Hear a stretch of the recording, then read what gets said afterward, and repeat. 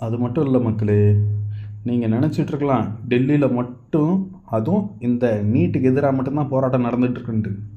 அதுதான் கிடையாது. இது ஒரு போராட்டம், போராட்டங்களில் இதுவும் ஒன்று, அவ்வளோதான். இதுதான் போராட்டம் அப்படி இல்லை.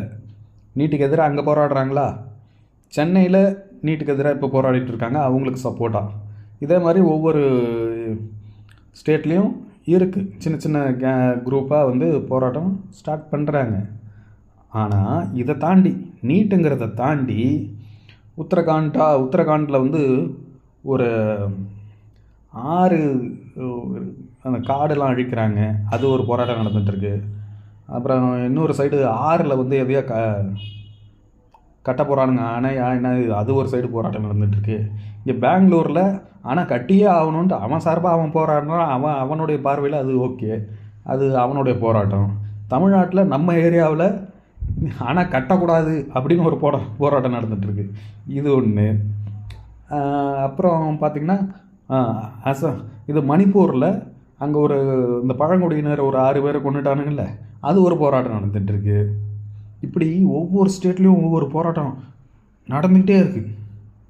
இப்போது என்னன்னா 2024 பங்களாதேஷில் என்ன நடந்துச்சோ, 2025 ஸ்ரீலங்காவில் என்ன நடந்துச்சோ, 2026 இந்தியாவிலையும் நடக்க போகுது அப்படி தான் தோணுது.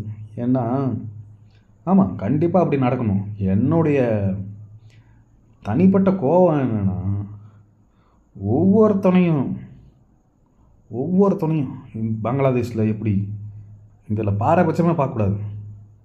மந்திரி, முதலமைச்சர், இப்போ பிரதம அமைச்சர்,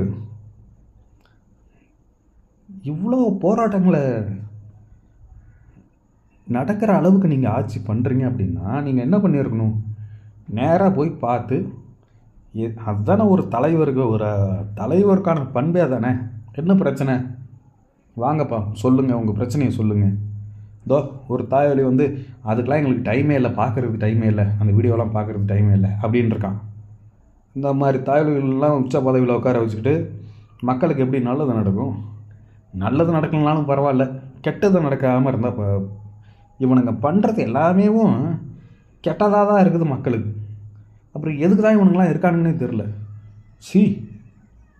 எத்தனை போராட்டம் நடக்குது, நீங்கள் கொஞ்சம் தேடி பாருங்கள். நான் ஏன் இந்த வீடியோலாம் காட்டுறதில்ல அப்படின்னா, நீங்கள் ஃபர்தராக தேட மாட்டீங்க, அதனால தான்.